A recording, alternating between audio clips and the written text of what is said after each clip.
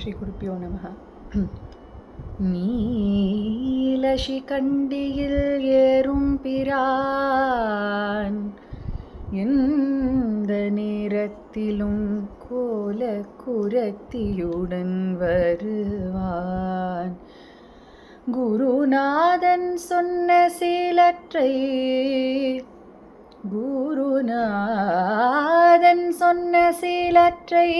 மெள்ளத் தெளிந்தறிவார். குருநாதன் சொன்ன சீலற்றை மெள்ளத் தெளிந்தறிவார். சிவயோகிகளே காலத்தை வென்றிருப்பார் மரிப்பார். காலத்தை வென்றிருப்பார் மரிப்பார். வெறும் கருமிகளே கருமிகளே.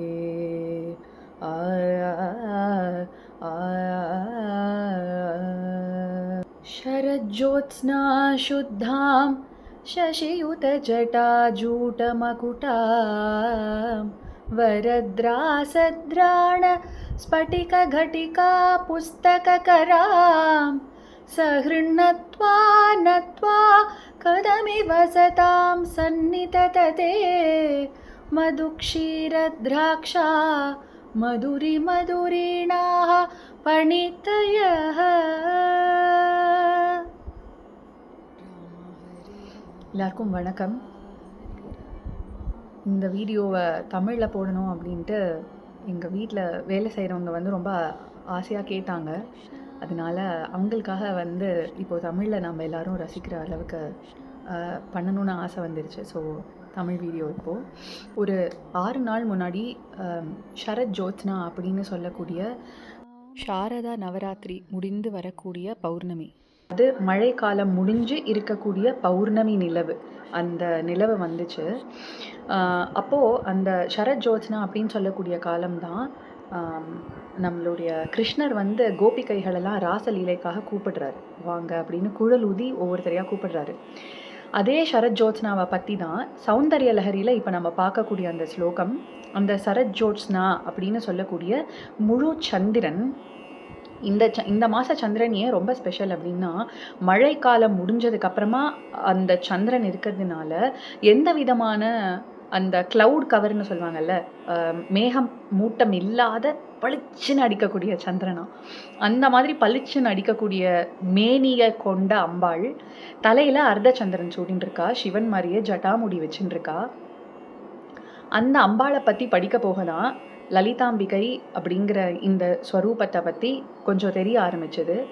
அப்போது நம்ம எல்லாருக்குமே நிறையா கேள்விகள் இருக்குது. ஒரு சாதனையில் வரக்கூடியவர்கள் அவங்களுடைய காமங்கள் பின்னாடி போகலாமா, காமங்கள் இருக்கலாமா, காமம்னா என்ன, இந்த காமங்கள் இருக்கிறது நம்மளுடைய சாதனா பாத்திலேருந்து நம்மளை திசை திருப்பி போகிறதுக்கா இல்லை அதை திசைக்கு கொண்டு வரத்துக்கா அப்படிங்கிற சில கேள்விகள் நம்ம எல்லாருக்குமே இருக்கும்.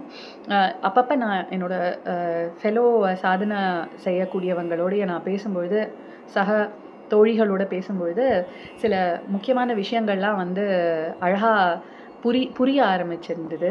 ஸோ அதை ஒரு வீடியோவாக போடலாம் அப்படின்னு சொல்லிட்டு தான் முதல் இங்கிலீஷ் வீடியோ குருநாதனுடைய கிருப்பையினால் ஆரம்பிச்சது. இப்போது தமிழில் அப்படின்னு சொன்னதுனால இன்னும் ஒரு நிறைய ஆர்வத்தோடு இந்த சீரீஸை நம்ம ஸ்டார்ட் பண்ணலாம். இன்றைக்கி பார்க்கக்கூடிய கொஷின்ஸ் காமம்னா என்ன, லலிதா சஹஸ்ரநாமத்தில் லலிதோபாக்கியானம் அப்படின்னு ஒரு டெக்ஸ்ட் இருக்குது. அந்த டெக்ஸ்ட்டை வச்சு தான் லலிதா சஹஸ்ரநாமத்தை நம்ம இன்னும் ஆழமாக புரிஞ்சுக்க முடியும். ஸோ அந்த லலிதோபாக்கியானமில் என்ன விஷயத்தினால லலிதாம்பிகை சித்தக்னி குண்டத்துலேருந்து வராங்க அப்படின்னு சொல்லக்கூடிய விஷயங்கள்லாம் தான் நான் படிக்க ஆரம்பித்த பொழுது ரொம்ப அற்புதமாக இருந்துச்சு. அதை தான் இன்றைக்கி நான் உங்களோடய ஷேர் பண்ண போகிறேன். ஒருத்தர் சாதனையில் போகும்பொழுதோ, இல்லை நீங்கள் சாமானிய மனிதன், எனக்கு சாதனையெல்லாம் ஒன்றுமே தெரியாது, ஆனால் எனக்கு நிறையா காமங்கள் இருக்குது அப்படின்னு சொல்லக்கூடியவர்கள் எப்படி இதை அப்ரோச் பண்ணலாம் அப்படிங்கிறது தான் மெயின் டாப்பிக்காக பார்க்க போகிறோம். ஸோ இதுக்கு முதல்ல நம்ம தெரிஞ்சுக்க வேண்டியது எல்லாருக்கும் தெரிஞ்ச ஒரு அழகான கதை தான். நம்ம சிவபார்வதி கல்யாணம் நடக்கணும் அப்படின்னு இருக்கக்கூடிய அந்த காலகட்டத்தில் சதி தேவியை பிரிஞ்ச சிவன் வந்து ரொம்ப வைராகியாக உட்காந்துட்டு தபஸ் பண்ணிட்டு இருக்காரு. அந்த டைமில் பார்வதி தேவி வராங்க. ஆனால் அவர் கண் மலர்ந்து பார்க்காததுனால என்ன பண்ணுறதுன்னு தெரியாமல் சிவபெருமான் வந்து அவரை முழிக்க வைக்கணும், ஏதாவது பண்ணி அவரை அம்பாளை பார்க்க வைக்கணும் அப்படிங்கிற அந்த ஒரு எண்ணத்தோட எல்லா மொத்த தேவர்கள் வந்து காமதேவரை கூப்பிடுறாரு. அப்போ காமதேவர் வந்து அவருடைய என்னால் சிவபெருமானையே அடக்கி வைக்க முடியும் அப்படிங்கிற அந்த ஒரு சின்ன கர்வத்தினால சிவபெருமான் அந்த காமனை பொசுக்கிடுறாரு. பொசுக்கினதுக்கு அப்புறமா என்ன நடக்க போகிறது அப்படிங்கிறது தான் இப்போ நான் சொல்லக்கூடிய கதை. இன்ஃபேக்ட் லலிதாம்பிகா அப்படின்னு சொன்னோன்னா நம்ம வந்து பண்டாசுரன் அழிச்சா, அவர் சக்தி சைன்யங்களோட வந்தா, அப்புறமா தேவர்களுக்கு லோகத்தை திருப்பி எடுத்து கொடுத்தா, பண்டாசுரன் கிட்டேருந்து லோகத்தை காப்பாற்றி கொடுத்தா, இவ்வளோதான் நமக்கு கதையை தெரியும். அதை தாண்டி நமக்கு என்ன தெரியும் அப்படின்னா, சிவபார்வதி கல்யாணம் நடந்த பொழுது ரதி தேவி போய் கேட்டுக்கிறா, இந்த மாதிரி காமனை வந்து நீங்கள் எரிச்சிட்டேலே, இந்த கல்யாணம் நடக்கணுங்கிறதுக்காக தானே காமன் வந்தான், என் காமனை எனக்கு திருப்பி கொடுங்கோ அப்படின்னு கேட்குறா. சாபம்லாம் விடுறா. அந்த கதையெல்லாம் நமக்கு தெரியும். ஆனால் முதல்ல இந்த காமன் அப்படிங்கிறது யாரு? லலிதாம்பிகை எதுக்கு வந்தா? சிவபார்வதி யாரு? இந்த மாதிரி சில இன்ட்ரிகேட் டீட்டெயில்ஸ் எல்லாம் லலிதோபாக்கியானமில் ரொம்ப அழகாக போட்டிருந்தாங்க. எனக்கு சில முக்கியமான கேள்விகள் இருந்தது. நான் என் குழந்தைக்கு சில நேரங்களில் கதை சொல்லிட்டு இருக்கும்பொழுது அந்த கதைகளில் ஃபஸ்ட்டு கொஷின் என்னென்னா, ஸோ எப்படி என்ன ஆகுதுன்னு சொல்கிறேன், அதுலேருந்து என் கேள்வி என்ன வந்துச்சுன்னு உங்களுக்கு சொல்கிறேன். ஸோ காமன் இப்போ எரிஞ்சு போய் சாம்பலாக இருக்கார். இந்த சாம்பலை சித்திரகர்மா அப்படின்ற ஒருத்தர் வந்து அழகான தாந்திரிக் விஷயத்தில் ஒரு பொம்மை மாதிரி பிடிச்சி அந்த பொம்மையை கொண்டு தான் கிட்ட வச்சிட்ருக்காரு. எதேர்ச்சியாக சிவன் கிட்ட போகணுன்னே சிவனை சுற்றி இருக்கக்கூடிய அந்த சைத்தன்யம் வந்து அந்த பொம்மைக்கு உயிர் கொடுத்துருது. அதுலேருந்து வரக்கூடியது அப்படிங்கிறது தான் பண்டன் அப்படிங்கிற ஒருத்தர். அந்த பண்டன் இப்படி உயிர் வந்த உடனே சித்திரகர்மாவுக்கு ஒரே ஆச்சரியமாக இருக்கா. அவனுக்கு ஒரு மந்திரோபதேசம் பண்ணி சிவபெருமானை நோக்கி பல வருஷம் தபஸ் இருக்கா. அந்த தபஸில் சிவபெருமான் வந்து பண்டனுக்கு ஒரு வரம் தரான். பண்டன் என்ன வரம் கேட்டா அப்படின்னா, எத்தனை சக்தி சைன்யம், எத்தனை பேர் எனக்கு எதிர்க்க சண்டை போட்டாலும் அவங்களுடைய பாதி பலம் எனக்கு வந்துடணும் அப்படின்னு கேட்குறாரு. ஓகே அப்படின்னு சொல்லிட்டு, நீ 60,000 வருஷம் வாழ்வ அப்படின்னு சொல்லி சிவபெருமான் அவருக்கு வரம் கொடுத்துட்றாரு. சாரும் வரம் வாங்கிட்டு பிரமாதமாக எல்லாரையும் அழிக்கிறதுக்காக வராங்க. ஸோ நம்ம முதல்ல இதில் என்ன விஷயம் தெரிஞ்சுக்கணும்னா, சித்திர கர்மா அப்படின்னு அவருடைய பேர் இருக்கு இல்லையா, என்னதான் நம்மளுடைய எதுக்காக கர்மங்கள், காமம் அப்படிங்கிறது என்ன அப்படிங்கிறதையும் இதில் தெரிஞ்சுக்கலாம். சித்திரகர்மா அப்படிங்கிற பேர் பாக்கி இருக்கக்கூடிய கர்மா, அது ஒரு சித்திர ரூபமாக மேலே எழுந்து வருது. ஸோ அதை ஏன் ஒரு தாந்திரிக் மெத்தட் அப்படின்னு சொன்னோன்னா, நம்மளுடைய கர்மாவும் அதே மாதிரி தான். நாம் வந்து இந்த ஜென்மத்தை முடிச்சிட்டோம் அப்படின்னா அப்படியே நம்ம கிளம்பி போயிட போகிறது கிடையாது. திருப்பி இன்னொரு பாடி எடுத்துகிட்டு நம்மளுக்கு என்னெல்லாம் ஆசைகள், நிறைவேறாத ஆசைகள் இருக்கோ அந்த ஆசையை நோக்கி வந்துட்டே இருப்போம் இல்லையா, அந்த விஷயத்தை தான் இங்கே சொல்கிறாரு. சரி, இது வந்து நீங்களும் நானும் நம்ம ஆசைகளை இப்படி வச்சுட்டே இருக்கிறதுனால திருப்பி வருது அப்படிங்கிறது ஒத்துக்கக்கூடிய ஒரு விஷயமா இருக்குது. சிவபெருமானின் அந்த ஆக்ஞா சக்கரத்திலிருந்து வந்து எரிக்கப்பட்டக்கூடிய காமன் எப்படி பண்டாசுரனா மாறுறான், இவன் தான் அசுரனா மாறுறான். அப்போ அந்த காமனுடைய உடம்பிலிருந்து வரக்கூடிய இந்த பண்டன் ஒரு அசுரனா மாறுறான். அதுவும் சிவபெருமானுடைய நெற்றி கண்ணிலேருந்து வந்தது. இதுதான் என்னுடைய கேள்வியினுடைய ஆரம்பமா இருந்துச்சு. எப்படி சிவபெருமான் நெற்றி கண்ணில் அதுலேருந்து தான் வந்து நமக்கு சண்முக கடவுள் வந்திருக்காரு. அந்த பவர் இருக்கக்கூடிய சிவபெருமானுடைய நேத்திரத்திலேருந்து கூட காமங்கள் ஓயாம அசுரனா மாறி வருது அப்படிங்கிறது ரொம்ப ஒரு இன்ட்ரெஸ்டிங் விஷயமா இருந்தது. அதுலேருந்து தான் என் கேள்வி ஆரம்பிச்சு இன்னைக்கு நான் உங்களுக்கு கொடுக்க போகிற கதைக்கான ஆதாரம் வந்து இந்த கேள்வி தான். அப்போ இந்த கொஷனை வச்சுட்டு லலிதோபாக்கியானம் படிக்கும்பொழுது அதில் ரொம்ப பியூட்டிஃபுல்லாக ஒரு கதை சொல்கிறாங்க. எல்லா தேவர்களும் இந்த காமன் அப்படிங்கிறது போன உடனே என்ன நடக்குது தேவலோகத்தில், சிவபெருமான் காமனை எரிச்ச உடனே என்ன நடக்குது, காமத்தை எரிச்சிட்டாங்களா, மொத்த தேவலோகம் அசுரலோகம், அசுரர்களுக்கும் காமம் தேவை. பட் காமனே இல்லை, காமனே அழிஞ்சு போயிட்டான் அப்படிங்கிற நிலைமையில் யாருக்குமே எதுவுமே பண்ண தோணலையாம். விரக்தியாக இருக்காங்களாம், வைராகிகளாக இருக்காங்களாம், பண்ணுறதுக்கான ஒரு ஒரு புத்துணர்ச்சியே இல்லையா. அப்படியே சூம்பி போய் ஒன்றுமே பண்ணுறதுக்கு தயாராக இல்லாத நிலைமையில் யாருக்குமே யாரை பார்த்தாலுமே அந்த ஒரு மன்னிப்பு கொடுக்கலாம், தயை தாட்சண்யமே இல்லாமல் போகிறது காமம் இல்லாததுனால. ஒரு விஷயத்த எழுந்து செய்யறதுக்கே யாருக்குமே எனர்ஜி இல்லாம இருக்கு. ஏன்னா, அந்த இச்சா சக்தின்னு சொல்லக்கூடியோம் இல்லையா? அதுவே காமத்தினால தான் வரக்கூடியது. இந்த காமன் அப்படிங்கிறது யார் அப்படின்னு பார்த்தா, காமஜனக சுபபலதா கருணாலவால சாமஜ வரதா. அந்த காமஜனகன் அப்படிங்கிறது யாருன்னா மகாவிஷ்ணு. அந்த மகாவிஷ்ணு என்பவருக்கு இந்த உலகத்தை நம்ம எல்லா விஷயத்திலையும் நம்ம யாருன்னு தெரிஞ்சுக்கணும் அப்படிங்கிற அந்த ஒரு ஆசையினால ஏற்படுத்தக்கூடப்பட்ட அந்த சக்திக்கு பேரு தான் காமன் அப்படிங்கிறதுக்கான சக்தி. அவ காமஜனக அப்படின்னா காமனை பெற்ற தந்தையான நீ அப்படின்னு மகாவிஷ்ணுவை பார்த்து இந்த பாட்டு வருது. அப்போ காமன்கிறது எவ்வளோ பெரிய ஒரு சக்தி பாருங்க. அந்த மகாவிஷ்ணுனுடைய புத்திரன். இப்போ நம்ம எப்படி ஷண்முக கடவுள் வந்து சிவ புத்திரன்னு சொல்றோமோ, அந்த மாதிரி மகாவிஷ்ணுனுடைய அவருடைய அந்த சக்தி ஆனதுதான் காமன் அப்படின்னு சொல்லக்கூடிய வந்தது.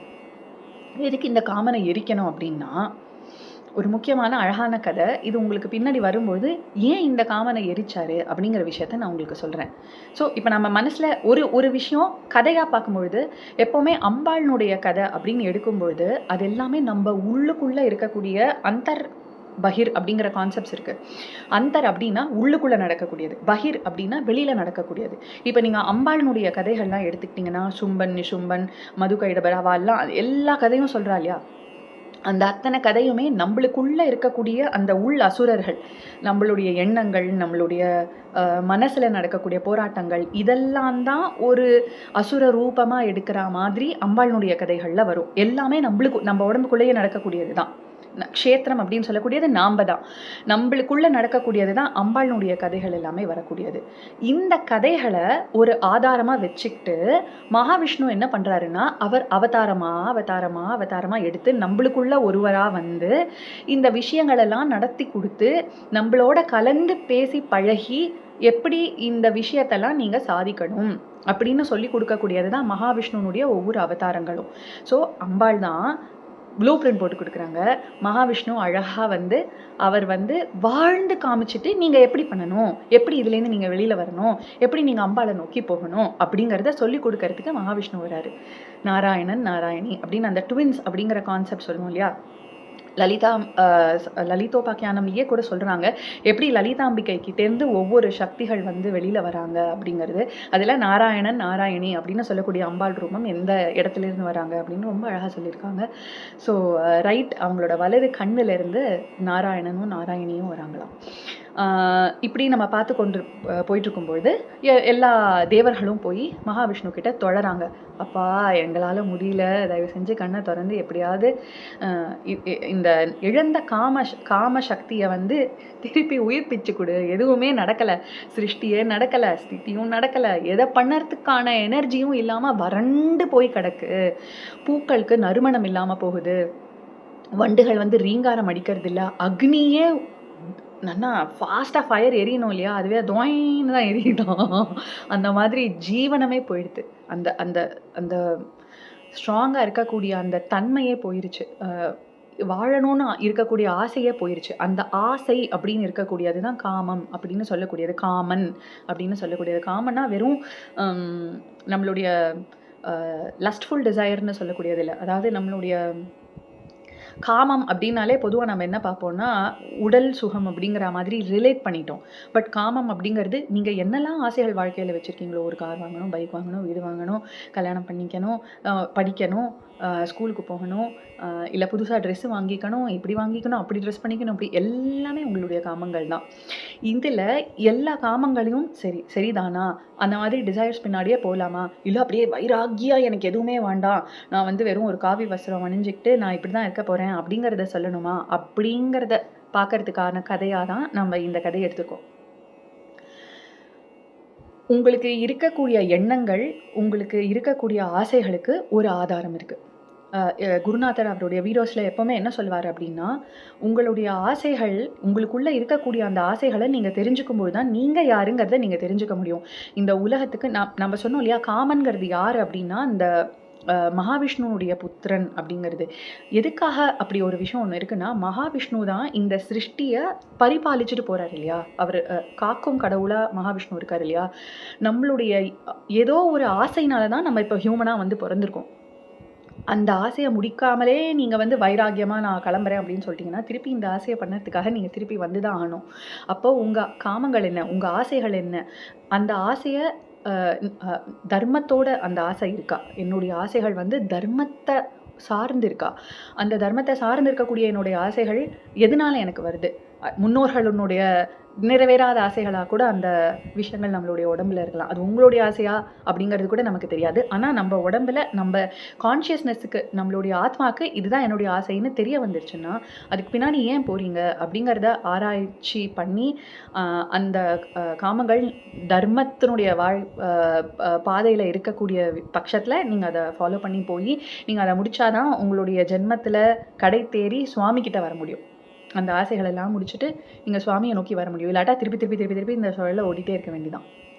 அப்போ இந்த இந்த லலிதோபாக்கியானமுடைய ஃபர்ஸ்ட் ஸ்டெப்பே என்னன்னா, உங்களுடைய ஆசைகள பத்தி நீங்க தெரிஞ்சுக்கிறது தான் உங்களுடைய ஃபர்ஸ்ட் ஸ்டெப். அத தெரிஞ்சுக்கிட்டதுக்கு அப்புறமா தான், இந்த ஆசைகள வச்சுட்டு நீங்க என்ன பண்ண போறீங்க? அப்படிங்கிற விஷயமே உங்களுக்கு வரப்போகுது. ஸோ, இப்ப ஆல்ரெடி இந்த வீடியோ நீங்க பார்த்துட்டு இருக்கீங்க அப்படின்னா, ஏற்கனவே உங்களுக்கு இத பத்தின ஒரு ஐடியா இருக்கு. அதனால தான் உங்களுக்கு இந்த வீடியோ வந்திருக்கு அப்படிங்கிறத நான் புரிஞ்சுக்கிறேன்.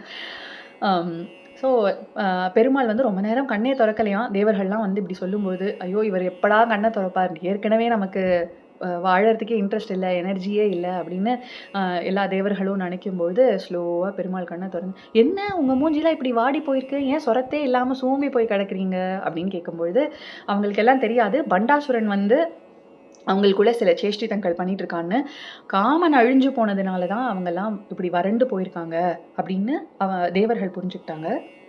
அப்ப மகாவிஷ்ணு சொல்றாரு, உங்களுக்கு நான் வந்து குடுக்க வேண்டிய நிலைமையில இருக்கேன்னா, எனக்கே லக்ஷ்மி மேல எதுவுமே பற்றுதலே இல்லாம, ஒரு ஆசையே இல்லாம, நானே வந்து ரொம்ப விரக்தியா தள்ளி இருக்கேன்ப்பா. நாம எல்லாரும் சேர்ந்து போயி ஒரு இடத்துல போகணும் அப்படின்னு ரொம்ப பியூட்டிஃபுல்லா இந்த விஷயத்த எடுத்துட்டு வராங்க. அப்போ அவர் என்ன சொல்றாரு, மகாவிஷ்ணு வந்து, இப்போ மனிதர்கள் நம்பளால தேவர்கள் இருக்கக்கூடிய லோகத்துக்கு இந்த உடம்புல போக முடியாது. அதே மாதிரி தேவர்கள் ஒரு லோகத்துக்கு போக போறாங்க. மகாவிஷ்ணு சொல்லக்கூடிய ஒரு இடத்துக்கு. அந்த மகாவிஷ்ணு சொல்லக்கூடிய இடத்துக்கு ஒரு ரெல்ம்னு வச்சுக்கோங்க. அந்த ரெல்முக்கு தேவர்கள் எல்லாராலயும் போக முடியாது. அதனால மகாவிஷ்ணு சொல்றாரு, "நான் போய் உங்களுக்கு இந்த விஷயத்த எடுத்துட்டு வரேன்." அப்படின்னு ஒரு ஒரு சில தேவர்கள மட்டும் கூட்டிட்டு அந்த இடத்துக்கு போகறதுக்கு என்ன பண்ணணும் அப்படிங்கிறத சொல்லும்போது, ஒரு பெரிய செவுரு இருக்காம். அந்த ரெல்ம கிராஸ் பண்ணணும்னா, தேவர்களுடைய கணக்குப்படி 1,00,000 வருஷம் இல்ல அ ஒ 1 வருஷம். தேவர்களுடைய 1 வருஷ கணக்குக்கு அங்க இருக்கக்கூடிய சைன்யத்தெல்லாம் கூப்பிட்டுட்டு யானையெல்லாம் வச்சு அந்த இத இடிச்சிட்டு இருக்காங்களாம். டன் டன் டன் டன்னு. 1 வருஷ தேவர்கள் கணக்கு. அத இடிச்சா அதுல சின்ன ஒரு கிராக் வரும்போது, இவங்க ஒரு இடத்துக்குள்ள போறாங்க. மகாவிஷ்ணுவும் ஒரு சில தேவர்களும். அந்த இடம் என்ன? இப்ப நான் முதல்ல உங்களுக்கு சொன்னேனே, "ஷரத் ஜோத்ஸ்னா சுத்தாம் சசியுத ஜடா ஜூட மகுடாம் வரத்ராசத்ராண ஸ்பட்டிக கட்டிகா புஸ்தககராம் சஹ்ருண்ணத்வா நத்வா கதமி வசதாம் சந்நிதததே மதுக்ஷீரத் திராக்ஷா மதுரி மதுரீனாஹா பணிதயஹ" அப்படின்னு. இது சொல்லும்பொழுது லலிதா சஹஸ்ரநாமம் வந்து வசின்யாதி வாக்தேவதைகள் மூலமா இந்த உலகத்துக்கு அம்பாள் வந்த உடனே எடுத்து குடுத்தாங்க. அதே மாதிரி சௌந்தர்ய லஹரி அப்படிங்கிறது நம்ம ஆதிசங்கரர் வந்து அம்பாள பத்தி எழுதக்கூடிய ஸ்லோகங்களா இருக்கு. ஸோ அ ஆதிசங்கரர் வந்து இந்த என்ன நடந்ததோ இந்த கதைகள வச்சு தான் மெயினா சௌந்தர்ய லஹரியில அம்பாளுடைய அழகு அ வெள்ளம் அப்படிங்கிறது தான் சௌந்தர்ய லஹரி அப்படின்னு சொல்லக்கூடியது. இப்ப நான் சொன்ன ஸ்லோகம் வந்து 15வது ஸ்லோகம். இந்த ஸ்லோகத்துல அந்த பரபிரம்ம ஸ்வரூபம் எப்படி இருக்காங்க அப்படின்னு சொல்றது தான் இந்த ஸ்லோகம்.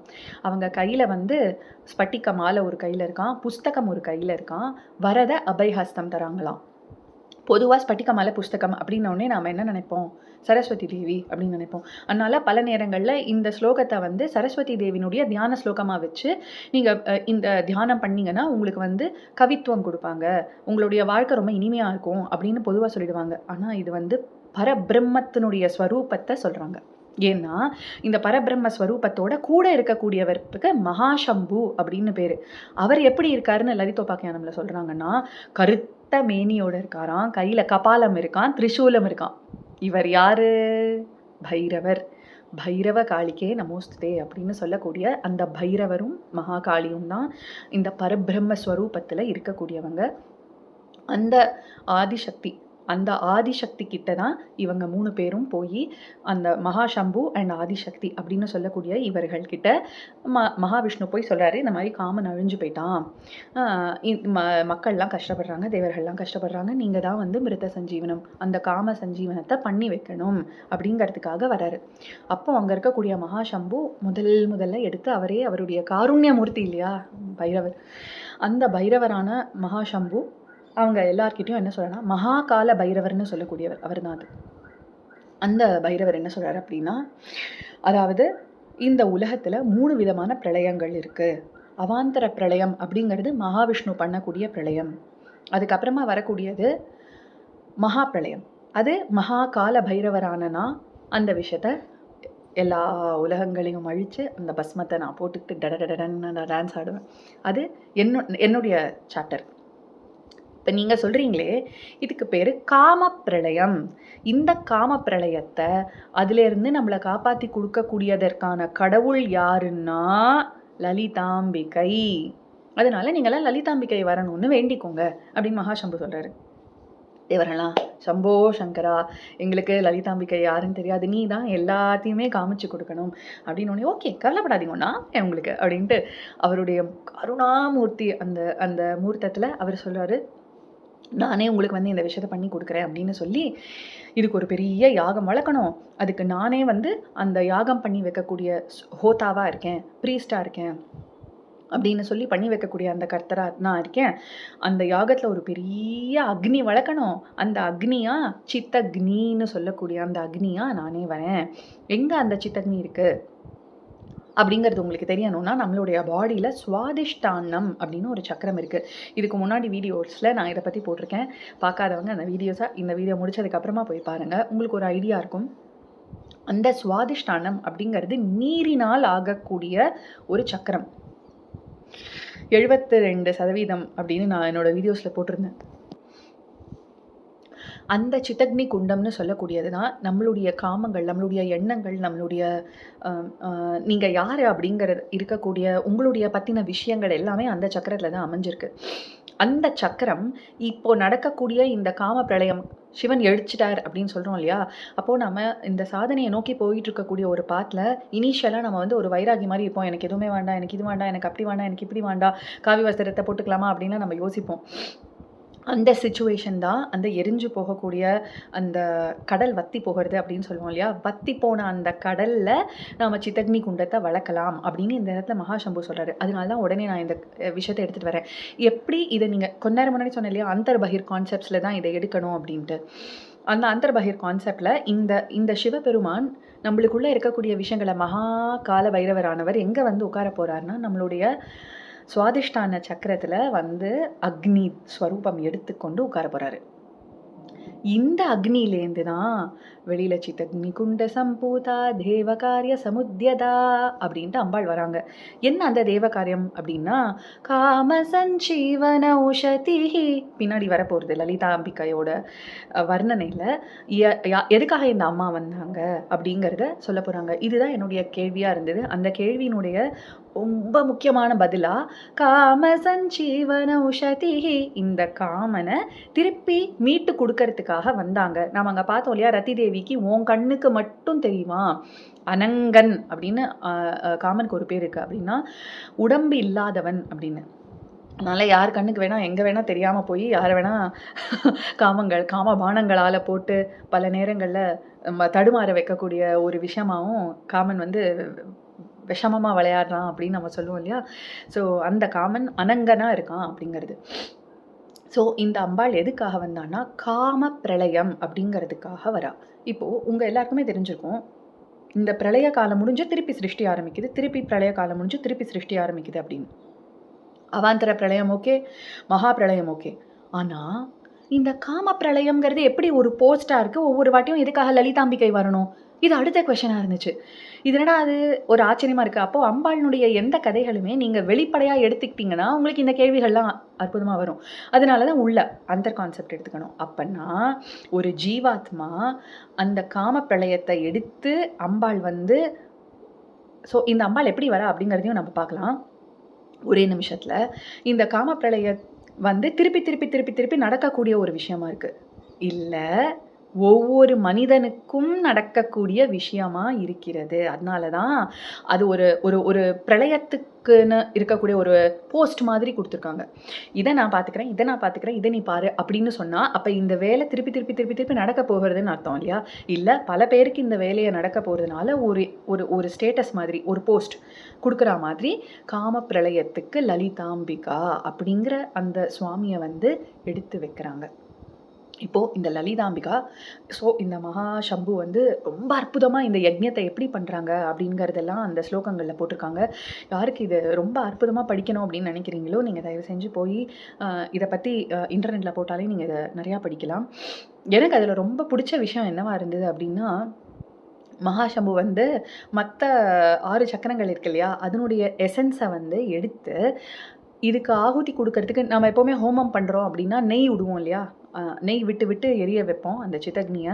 அப்படி மத்த 6 சக்கரங்கள்ல இருக்கக்கூடிய ரசத்த நெய்யா எடுத்து விடுறேன் அப்படிங்கிற மாதிரி சொல்லியிருக்காரு. இதெல்லாம் ஆம் வார்த்தைகள்ல இதே மாரி எக்ஸ்ப்ளைன் பண்ணல லலிதோபாக்கியானம்ல. நான் உங்களுக்கு சொல்லக்கூடியது, எப்படி நீங்க இத உள்ளுக்குள்ள நீங்க உங்கள புரிஞ்சுக்கிறதுக்கு அவங்க வந்து ஒரு கதையா சொல்லியிருக்காங்க லலிதோபாக்கியானம்ல. இது என்ன நடந்துச்சு அப்படின்னு. பட் இப்ப நான் உங்களுக்கு குடுக்கறது வந்து, அந்த கதைய நீங்க எப்படி உள்நோக்கி வாங்கிக்கணும் அப்படிங்கிற விஷயத்த தான் நான் உங்களுக்கு இந்த எனக்கு புரிஞ்ச அளவுல நான் உங்களுக்கு ஷேர் பண்ணிட்டு இருக்கேன். அப்போ மத்த 6 சக்கரங்கள் மூலமா எல்லாத்தையும் உள்ள போட்டு கடைசியா மகாசம்பு என்ன சொல்றாருன்னா, தேவர்களாகிய நீங்கள் எல்லாரும் கடைசியா இது உள்ள போயிடுங்க. அந்த தபோ அக்னியில இந்த தேவர்களாகிய நீங்கள் உள்ள போய் விழுந்தீங்கன்னா, அம்பாள் தானே தனக்குள்ள உங்கள வாங்கிட்டு, அந்த சைன்யத்துல அழகா உங்கள வெளியில கொண்டு வருவா. அப்படிங்கிற ஒரு அற்புதமான விஷயத்த வந்து இங்க சொல்றாங்க. அப்போ இந்த அக்னி குண்டத்துல நம்மளையே நம்ம அர்ப்பணிச்சுக்கிட்டா, அம்பாள் அப்படியே நம்மள அவளோட எடுத்துக்கிட்டு, அவளுடைய சைன்யமா நம்மள பிறப்பிச்சு, அவளுக்காக சண்டை போடக்கூடிய, அவளையே யோசிக்கக்கூடிய, அவளையே தொழக்கூடிய அந்த விஷயத்தாக நம்மள மாத்திடுவா. அப்படிங்கிறது ரொம்ப அழகா இந்த விஷயத்துல சொல்றாங்க. தேவர்கள், அசுரர்கள் அப்படின்னா, நம்மளுடைய நல்ல எண்ணங்கள் தான் தேவர்கள். நம்மளுடைய விஷமமான எண்ணங்கள் தான் அசுரர்கள். விஷமம்னு வச்சுக்கலாம். கெட்டதுன்னு இல்ல. விஷமம்னு வச்சுக்கலாம். ஸோ இந்த காமனை எரிச்சது அப்படிங்கிறது என்னன்னா, நம்மளுடைய எண்ணங்கள் வந்து சில நேரங்கள்ல அம்பாள நோக்கி போகாம, உலகத்தையே சுத்தி, சுத்தி, சுத்தி, சுத்தி, சுத்தி போயிட்டு இருக்கக்கூடிய விஷயமா இருக்கு இல்லையா? அதனால தான் அம்பாள் கையில இந்த சித்தக்னி குண்டத்துலேருந்து வரும்போது என்னென்ன விஷயங்கள் எடுத்துட்டு வராங்க அப்படின்னா, பாஷாங்குஷம் வச்சிருக்காங்களாம். அதுக்கப்புறமா கரும்பு வில்லும், பஞ்சபாணம் 5 விதமான பூக்கள அவங்களுடைய பாணமா வச்சிருக்காங்க. இந்த 5 விதமான பூக்களையும், கரும்பு வில்லையும் காமன் கிட்ட குடுத்துருவாங்க. பாஷாங்குஷம் எதுக்கு வச்சிருக்காங்க தெரியுமா? செக்கு மாறி திருப்பி, திருப்பி, திருப்பி நீ என்ன காமங்கள்னு தெரியாம, உனக்கு புரியாம, ஏன் இத பண்றேன்னே தெரியாம திருப்பி, திருப்பி, திருப்பி, திருப்பி, திருப்பி, திருப்பி சுழண்டுட்டே இருக்கியே! முன் ஜென்மத்து வாசனைகளா இருக்கலாம். இல்ல நிறைவேறாத பித்ருக்களினுடைய வாசனைகளா இருக்கலாம். இல்ல பழக்க தோஷம். எதுக்குன்னே செய்றோன்னே தெரியாம அப்படியே சும்மா பண்றதையே பண்ணிட்டு இருக்கோம்ல. ஏதோ எம்ப்டி பாக்ஸ ஃபில் பண்ணணும் அப்படிங்கிறதுக்காக சும்மா நமக்கு தெரியுதோ இல்லையோ, பண்ணதையே பண்ணிட்டு இருக்கோம். ஏதோ ஒரு காரணமே இல்லாம வாழ்ந்துட்டு இருக்கோம் இல்லையா? யார் நம்மள காப்பாத்த முடியும் அப்படின்னா, லலிதாம்பிகையோட கையில. அதனால தான் அவங்க வந்து அந்த பாசத்தையும், அங்குஷத்தையும் வச்சிருக்காங்களாம். அங்குஷத்தால படார்ன்னு ஒரு கட் பண்ணி, அந்த செக்கு மாடு மாரி சுழண்டுட்டே இருக்கக்கூடிய விஷயத்த, அந்த நூல கட் பண்ணி, அவங்க கையில ஒரு கயிறு வச்சிருக்காங்களே, பாஷம் அப்படிங்கக்கூடிய கயிறு. அந்த கயிற நம்ம கழுத்துல போட்டு, "இப்ப என்கிட்ட வா. இனிமேல்ட்டு நீ என்ன சுத்தி, சுத்தி, சுத்தி, சுத்தி பண்ணு. அப்ப தப்பே இல்ல. உன் ஆசைகள், உன்னுடைய எண்ணங்கள், உன்னுடைய அ அ விஷயத்த பூராவும் என்கிட்ட நீ செலுத்திட்டன்னா, நான் உன்ன பார்த்துக்கிறேன்." இதுதான் அந்த காம சஞ்சீவனம் அப்படின்னு சொல்லக்கூடியது. அம்பாள் வந்து இந்த காம சஞ்சீவனத்த பண்றதுக்கு 2 விதமான அஸ்திரங்கள யூஸ் பண்றாங்களாம். ஒரு அஸ்திரமா எப்படி அந்த பண்டன் இந்த இந்த விஷயத்தில் நம்ம ஒரே ஒரு விஷயம் என்ன பார்க்கணும் அப்படின்னா, காமன் அப்படிங்கிறவன் தான் பண்டாசுரனா மாறியிருக்கான். அந்த பண்டாசுரன் அழிஞ்சாதான் திருப்பி அவன் காமனா வர முடியும். ஸோ இந்த பண்டாசுரனை அழிக்கிறதுக்கான விஷயமா இவங்க எப்படி சக்தி சேனைகளோட சண்டை போடுறாங்க அப்படிங்கிறத தான் நம்ம அடுத்த வீடியோவில் பார்க்க போகிறோம்.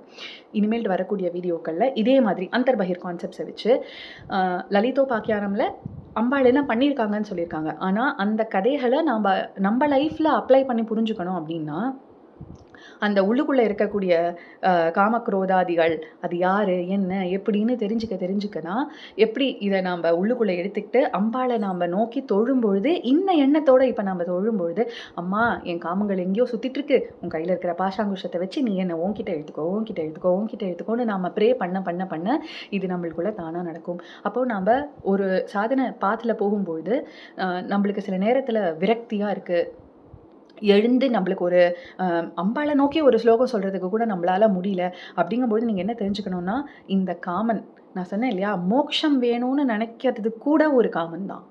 அப்போது அந்த காமனை நாம் தப்பு, நம்மளுடைய ஆசைகள் தப்பு, இது கீழ்த்தனமான ஆசைகளே இல்லாமல் நான் அப்படி வைராகியம் ஆயிடுவேன் அப்படின்னு சொன்னால் திருப்பி இன்னொரு பர்த்தில் நீங்கள் வந்தாகணும். அதனால் எல்லாத்தையும் முடிச்சுட்டு புத்திசாலித்தனமாக மூட்டை கட்டிட்டு போகிறது தான் அம்பாள் அதுக்காக தான் வராங்க. நம்ம கர்மாக்கள் எல்லாம் முடியக்கூடிய காலகட்டத்தில் அம்பாள் இந்த காமனை எழுப்பி கொடுத்து நீ சரியான டைரக்ஷனில் என்ன நோக்கி வா அப்படின்னு சொல்லக்கூடியதுக்காக தான் லலிதாம்பிகையினுடைய அவதாரமே. அவளுடைய அவதாரத்துக்கான பூர்ண காரணம் என்ன அப்படின்னு கேட்டிங்கன்னா, லலிதா அப்படிங்கிறவள் ஆதி பராசக்தி சித்தக்னி குண்டம் பைரவரை வச்சுக்கிட்டு அந்த ஆத்யா அப்படின்னு சொல்லக்கூடிய ஆதி பராசக்தி பைரவரை வச்சுக்கிட்டு நம்மளுக்குள்ளேருந்து அந்த சித்தக்னி குண்டத்துலேருந்து வெளியில் நம்மளை உங்களுடைய காமத்தை அவளுடைய கைகளில் எடுத்துக்கிட்டு இந்த காம சஞ்சீவனத்தை பண்ணினதுக்கு அப்புறமா நீ உன்னை தெரிஞ்சுக்கிறது மூலமாக அந்த சக்தி சைன்யங்கள்லாம் நாம தான், அது நம்மளுக்குள்ளே இருக்கக்கூடிய அழகான சக்திகள். அதை மந்திரோக்தமாக நம்ம பேசும்பொழுது ஒவ்வொருத்தர் நம்மளுக்கு எப்படி ஹெல்ப் பண்ணுறாங்க அப்படிங்கிறது ரொம்ப அழகாக வரும். அந்த கான்செப்ட்ஸ் எல்லாம் போக நம்ம அதெல்லாம் அனுபவிக்கணும்னு நானும் ஆசைப்பட்றேன். எனக்கும் இது ஒரு ரிவிலேஷனாக இருக்கிறதுனால தான் ஒரு வீடியோவாக பண்ண முடியாது. ஸோ இப்படி அம்பாள் அந்த கரும்பு வில்லையும் பானத்தையும் அவர்கிட்ட கொடுத்துட்டு அதை பண்ணுறதுக்கு முன்னாடி எப்படி இந்த பண்டாசுரனை அழிக்கிறாங்க அப்படிங்கிறத அந்த கடைசி 2 அஸ்திரம் மட்டும் என்ன பண்ணுறாங்க அப்படிங்கிறத பார்க்கலாம். ஸோ பண்டாசுரனுடைய ஊர் இருக்கு இல்லையா, அதுக்கு பேர் என்னென்னா சூன்ய நகரி அப்படின்னு சொல்கிறாங்க. சூன்யம் அப்படின்னா பொதுவாக ஆக்சுவலி ஒன்றுமே இல்லை, எதுவுமே இல்லை, ஆனால் எல்லாமே இருக்கா மாதிரி இருக்குது. ஒரு இல்யூஷன்னு சொல்லுவோம் இல்லையா, மாயைன்னு சொல்லுவோம் இல்லையா, அந்த மாயை தான் பண்டாசுரனை இவ்வளோ பெரிய ஆளாக காமிச்சு அவனை ஆட்டமாட வைக்குது. ஒன்றுமே இல்லை, ஆனால் எல்லாமே நாம் தான் அப்படின்னு நினச்சிக்கிறோம் இல்லையா. இன்றைக்கி நாம் என்னவா இருந்தாலும் நம்மளுக்குள்ளேருந்து ஒரு சக்தி இயக்கிறது அப்படிங்கிறது தெரியாமல் எத்தனையோ பேர் நான் இப்படி ஆக்கும் நான் அப்படி ஆக்கும் எனக்கு எல்லாம் தெரியும் அப்படின்னு இருக்கக்கூடிய அந்த எக்ஸாக்டாக சொல்லணும்னா காற்றடைத்த பை அப்படின்னு சொல்லுவோம் இல்லையா, நம்மளுக்குள்ள ஒன்றுமே இல்லை, வெறும் காற்று தான் இருக்குது. ஆனால் அந்த காற்றை நம்மளை மூச்சு காற்றுல இழுத்து விடுறது யார் முடிவு பண்ணுறது அப்படின்னா அந்த பரபிரம்மன் தான் முடிவு பண்ணுறது. நம்ம கையில் அதுக்கான சக்தி இல்லை. அந்த பரபிரம்மம் தான் எப்போ ஆரம்பிக்கணும் எப்போ முடிக்கணும் எல்லாத்தையுமே முடிவு பண்ணி கொடுக்கறது. அந்த வெறும் காற்றடைத்த பையா நம்ம இருக்கும்பொழுதே நம்மளுக்குள்ள நாம் தான் எல்லாமே அப்படின்ற தலகனம் இருக்கு இல்லையா, அதுதான் பண்டாசுரனுடைய ஊரம். அப்போது இந்த பண்டாசுரனுடைய கொட்டத்தை அடக்கிறதுக்கு அம்பாள் 2 அஸ்திரம் போடுறாங்க. அந்த 2 அஸ்திரத்தில் ஒன்று மகாபாசுபதாஸ்திராக்னி நிர்த்யக்தா சுர சைன்யகா, ஒரே ஒரு அஸ்திரம் போட்டாங்க, மொத்த சைன்யமும் முடிஞ்சு போயிடுச்சு. அந்த அஸ்திரம் தான் மகா பசுபதாஸ்திரம் அப்படின்னு சொல்லக்கூடியது. இப்போ நான் சொன்னேன் இல்லையா, பாஷ அங்குஷம் வச்சுருக்காங்க அப்படின்னு, அதுக்கான அர்த்தம் என்ன அப்படிங்கிறத சொல்லிட்டேன். பசு அப்படின்னா நாம் எல்லாரும் லோகத்தில் இருக்கக்கூடிய அத்தனை ஜீவராசிகளும் பசு அப்படின்னு சொல்லக்கூடியது. பதி அப்படின்னு சொன்னால் இருக்கிறதுலே உயர்ந்த அந்த பரபிரம்மம் தான் பதி. ஸோ பசு பதி அப்படின்னு சொன்னால் நாம் எல்லாம் அந்த அம்பாளை போய் எப்போ சேர்றோமோ அதுதான் அவளுக்கும் ஆனந்தம். அவளும் அத தான் எதிர்பார்த்துட்டு இருக்கா. ஐயோ! என் குழந்தை என்கிட்ட வராதா? என் குழந்தை என்கிட்ட வராதா? அப்படின்னு ஏங்கிட்டு இருக்கா. நாமளும் ஐயோ! எங்க அம்மா வேணுமே, அம்மா வேணுமே, அம்மா வேணுமேன்னு ஏங்கிட்டு இருக்கோம். ஆனா, நம்மளுடைய பந்தங்கள்லயே சுழண்டுட்டே இருக்கிறதுனால, நம்மளால அம்மா கிட்ட போக முடியல. அம்மாவால குழந்தை கிட்ட வந்து எடுத்துக்க முடியல. அதனால, லலிதாம்பிகா, நீ தான் என்ன இதுல காப்பாத்தணும் அப்படின்னு சொல்லி, நம்மளுடைய காமங்கள் எல்லாத்தையும் அவ பக்கமா திருப்புறதுக்காக தான் அம்பாள் அந்த லலிதாம்பிகை அவதாரம் எடுத்துட்டு வந்து காமத்த சஞ்சீவனம் பண்ணி குடுக்குறா.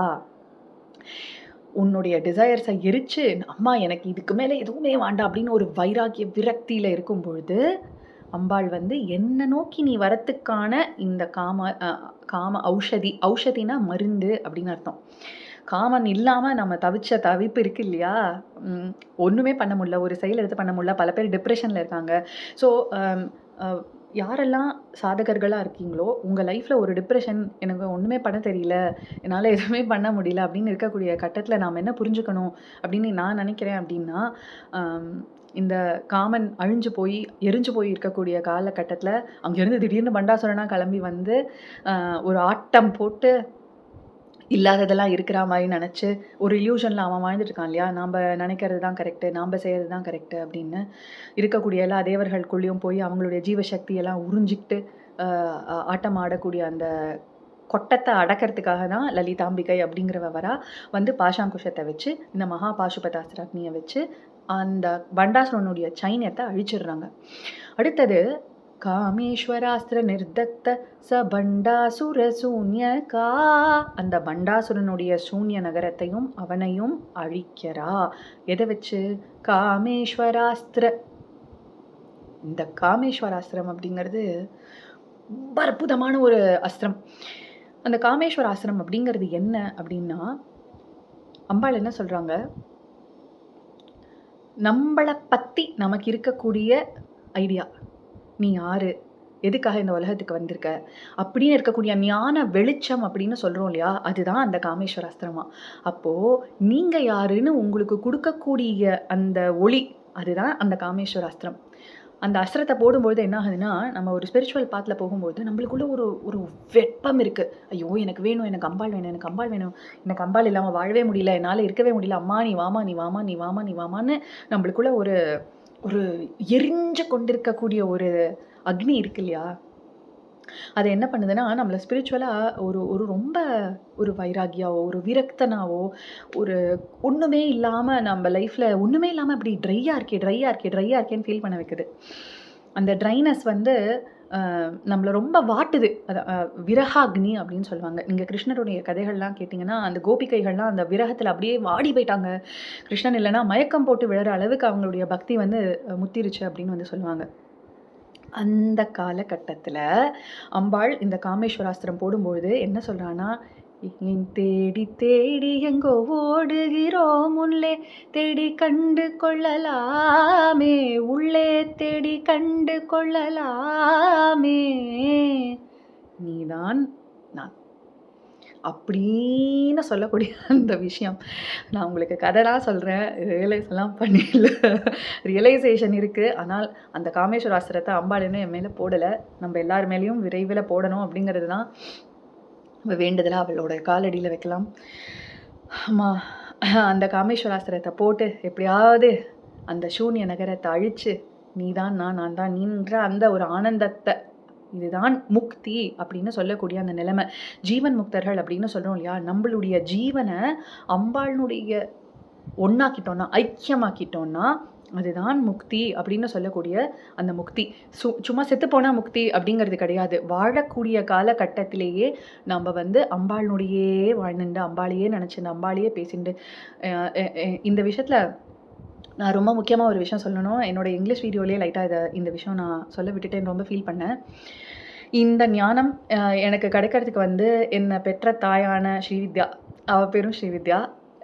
அவங்க வந்து ரொம்ப சின்ன வயசுலயே நெறைய அம்பாள் ஸ்லோகங்கள், நெறைய பாட்டு எங்க அம்மா ரொம்ப அழகா மெட்டு போடுவாங்க. இப்ப நான் பாடக்கூடிய அந்த பாட்டுக்கு மெட்டு போட்டது எங்க அம்மா தான். எழுதினது கிருஷ்ண ரெட்டியார் அப்படிங்கிறவர்ன்னு நெனைக்கிறேன். அழகு வெள்ளம் அப்படின்னு சௌந்தர்ய லஹரிய தமிழ்ல மொழிபெயர்த்து பல பேருக்கு குடுத்துருக்காங்க. யாரால சமஸ்கிருதம் புரிஞ்சுக்க முடியல, சௌந்தர்ய லஹரிலாம் அனுபவிக்க முடியல அப்படின்னு ஃபீல் பண்றீங்களோ, இந்த அ அவர் பேர் கிருஷ்ண ரெட்டியா யார்? சாரி எனக்கு பேர் சரியா தெரியல. ஆனா அழகு வெள்ளம் அப்படின்னு அவர் போட்டிருக்காரு. எங்க அம்மாக்கு வந்து இது ரொம்ப பிடிக்கும். நெறையா எடுத்து எடுத்து அவங்களே மெட்டு போட்டு நெறையா பாடிட்டுருக்காங்க. எங்க அம்மாக்கு இதுதான் வந்து ரொம்ப ஆசையும் கூட. இந்த அழகு வெள்ளம் வந்து நெறைய பேர போய் ரீச் பண்ணணும். அதனால நான் நெறையா வீடியோஸ் போடணும்னு எங்க அம்மா வந்து ரொம்ப ஆசைப்பட்டுட்டுருக்காங்க. என்ன இந்த பக்தியில என்ன கொண்டு வந்து விட்டதுக்கு அவங்க ஒரு மிகப்பெரிய பாத். எங்க அம்மா இல்லாம இன்னைக்கு நான் வந்து லலிதா சஹஸ்ரநாமமோ, இல்ல திரிஷதியோ, இல்ல எந்த ஒரு அம்பாளினுடைய டைரக்ஷன்ல நான் போகறதுக்கு வந்து அவங்க ஒரு மிகப்பெரிய அ உந்துகோல். எங்க அம்மா தான் வந்து பக்திய ஊட்டின தாய். ஸோ எங்க அம்மானுடைய பாடல்கள கேட்டு, கேட்டு, கேட்டு, கேட்டு, கேட்டு தான் இதுக்குள்ள நாங்க உள்ள போய் வர ஆரம்பிச்சதே. நானும் சரி, என்னுடைய சகோதரியும், என் குடும்பத்தில இருக்கிற எல்லாருமே. தாத்தாவும் வந்து அப்பாவோட அப்பாவும் சரி, அம்மாவோட அப்பாவும் சரி 2 பேருமே லைக் குடும்பமே ஒரு நெறையா புண்ணியம் பண்ணி தான் இந்த குடும்பத்தில நான் பொறந்திருக்கேன். அதனால தான் ஏதோ இதெல்லாம் எடுத்து ஆசையா சொல்லணும் அப்படின்னு இருக்கு. அந்த ஆசையில தான் உங்களோடயே பகிர்ந்துக்கிறேன். அவங்களுடைய பிளெஸிங்ஸ் இருக்கிறதுனால தான் இத என்னால பண்ண முடியறது. ஸோ எங்க அம்மா போட்ட அந்த மெட்ட வந்து உங்களோட இப்ப நான் ஷேர் பண்றேன். "எண்ணுரைகள் அத்தனையும் நின் ஜபமேயாக, இயங்கிடும் என் செயலெல்லாம் முத்திரைப்பத்தாக, உன்னை வலம் வருவதெனை எண்ணடைகளாக, எண்பதெல்லாம் வேள்வி தீஹோமாவிசாக, மண்ணுலகில் படுப்பதுமே வணக்கமேயாக, மற்றுள்ள செயல் யாவும் நின் பூஜையாக, அன்னையன் ஆவியுடல் அத்தனையும் சதாவில் ஐக்கியமாய் ஆக்கிவிடல் அர்ப்பணித்தேன் இன்றே." எளிமையான தமிழ் உங்களுக்கே புரியிற அளவுக்கு இருக்கும்னு தான் நான் நினைக்கிறேன்.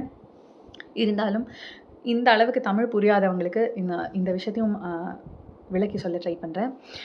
"எண்ணுரைகள் அத்தனையும் நின் ஜெபமேயாக." அம்மா என்னால உட்கார்ந்து போகக்கூடிய காலகட்டங்கள்ல களி முத்த முத்த நான் பண்ணக்கூடிய விஷயங்கள்லாம் ஜாஸ்தியாக, என் உடம்புல எனர்ஜியே இல்லாம இருக்க, என்னால ஜெபம் பண்ணறதுக்காக உட்கார முடியல. ஆதிசங்கரர் இன்னொரு ஒரு பாட்டுல சொல்றாரு, "ந ஜானாமி யோகம் ஜபம் நைவ பூஜாம், நதோஹம் சர்வதா தேவதுப்யம்." எனக்கு யோகம்னா என்னன்னு தெரியாது, ஞாசம்னா என்னன்னு தெரியாது, யாகம்னா என்னன்னு தெரியாது, இடா பிங்களா சுஷும்னாலாம் ஒண்ணுமே தெரியாது. அம்மா எனக்கு தெரிஞ்சது எல்லாம் உன் நாமம் மட்டும்தான், உன் நாமத்தை மட்டும்தான் நான் சொல்லுவேன். நீ தான் என்னை ஏத்திட்டு கூட்டிட்டு போகணும். எனக்கு தெரிஞ்சதெல்லாம் நீ மட்டும்தான். உன் நாமத்தை கூட விட்டுடு, நீ மட்டும்தான். இவர் இதில் என்ன சொல்றாரு, நான் கட கட கட கட கடன்னு பேசிட்டே இருக்கேன். என்னால பேசாம இருக்க முடியல. நான் அந்த பேசுற அத்தனை விஷயங்களையும் நீ ஜபமா எடுத்துக்கோ.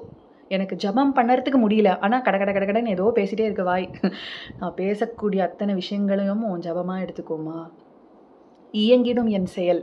நம்ம செயல் பண்ணும்போது கைகளை இப்படி இப்படி இப்படிலாம் நகர்த்துறோம், உடம்ப நகர்த்துறோம். அந்த உடம்பு அதில் அம்பாளுக்கு தசமுத்ராஸ் அப்படிங்கிறது ரொம்ப பிடிச்சமான ஒரு விஷயமா இருக்கு அப்படின்னு அவர் ஃபீல் பண்ணுறதுனால, நான் அப்படியே கை காலெல்லாம் கண்டமேனிக்கு நினைக்கிறேன் இல்லையா, அதெல்லாம் உன்னை நோக்கி நான் போடக்கூடிய முதிரைகளாக நீ எடுத்துக்கோமா அப்படின்னு சொல்றாரு. "உன்னை வலம் வருவதெனை எண்ணடைகளாக." நான் இங்கே போகிறேன், அங்கே போகிறேன், அதை பண்ணுறேன், இதை பண்ணுறேன். ஆனால் ஒரு நாள் கூட உன்னை கோவிலில் வந்து பார்க்க முடியலையே, உன் கர்ப்பகிரகத்தை சுற்றி சுற்றி சுற்றி நடக்க முடியலையே. அம்மா நீ என்ன தெரியுமா பண்ணுற, நான் எங்கெங்கேயோ ஓடுறேன்ல, நான் ஓடக்கூடிய விஷயங்கள் எல்லாம் நான் உன்னையே சுற்றி சுற்றி சுற்றி ஓடுறதா நானும் மனசில் நினச்சிக்கிறேன். நீயும் அதே மாதிரி பாவிச்சு எடுத்துக்கிறியா? உன் கோவிலில் நான் சுற்றினதாவே நீ எடுத்துக்கிறியா? ஒரு நாளைக்கு நான் 10,000 ஸ்டெப்ஸ் என் அப்பார்ட்மெண்ட்டில் போனேன். ஆனால் என்னால் உன்னை வந்து கோவிலில் சுற்ற முடியலம்மா. அதனால் அந்த 10,000 ஸ்டெப்ஸையும் உன் கோவில நான் வந்து 10,000 வாட்டி பிரதட்சணம் பண்ணினதா நினச்சிக்கோமா அப்படின்னு பாவம். பக்தியை எப்படி பண்ணணும், என்னால் இதை பண்ண முடியலன்னாலும் நான் பண்ணக்கூடிய செயல்கள் அனைத்தையும் உன்னையே சுற்றி சுற்றி சுற்றி சுற்றி சுற்றி. லலிதை அப்படின்னாலே ஒரு கொடி அப்படின்னு அர்த்தமா. ஒரு கொழுக்கொம்பை சுற்றி எப்படி அந்த கொடி வந்துட்டே இருக்கோ, அப்படி நம்ம மனசு வந்து அம்பாளை சுற்றி சுற்றி சுற்றி சுற்றி சுற்றி அப்படியே பிஞ்சு விஷயம். அம்பாளை சுற்றி சுற்றி நம்ம மனசு போகிற மாதிரி நம்மளுடைய எண்ணங்கள் வந்து அவளையே சுற்றி சுற்றி சுற்றி ஒரு பக்தியினுடைய ஒரு வெளிப்பாடாக வந்து பகவத் பாதாள் இந்த ஸ்லோகத்தை கொடுத்துருக்காரு. அதை நமக்கு இந்த ரெட்டியார் அப்படிங்கிறவர் வந்து தமிழில் டிரான்ஸ்லேட் பண்ணி அழகு வெள்ளம்னு கொடுத்துருக்காரு. "எண்பதெல்லாம் வேள்வி தீஹோமா விசாக." நிறையா எண்ணங்கள் எனக்குள்ளே வந்துட்டே இருக்கு. என்னால் அந்த எண்ணத்தை கண்ட்ரோலே பண்ண முடியல. ஆனால் அது என்ன தெரியுமா பண்ணலாம், அந்த எண்ணங்கள் எல்லாம் ஹோமத்தில் அவிசு போடணும் இல்லையா, நான் நிறைய விஷயங்கள் ஹோமத்தில் போடணும் இல்லையா, என்னால் கண்ணா பின்னான்னு எண்ணங்கள் இருக்குமா, நீ அத்தனையும் ஹோமத்துக்கு போடுற அவிசா வச்சுக்கோ. மண்ணுலகில் படுப்பதுமே வணக்கமே ஆக. என்னால் உனக்கு வந்து ஒரு நமஸ்காரம் கூட பண்ண முடியல. ஆனால் படுத்து படுத்து தூங்குறேன் பாரு, நிறையா தூங்கிட்டே இருக்கேன் பாரு, அது அனந்த கோட்டி நமஸ்காரங்களாக நீ எடுத்துக்கோ. மற்றுள்ள செயல் யாவும் நின் பூஜையாக. இது மட்டுமா நான் பண்ண போகிறேன்? நான் இன்னும் என்னென்னமோ பண்ண போகிறேன். நான் எதை பண்ணினாலும் உன்னை வந்து அடையக்கூடிய பூஜையாவே நினச்சிக்கோ.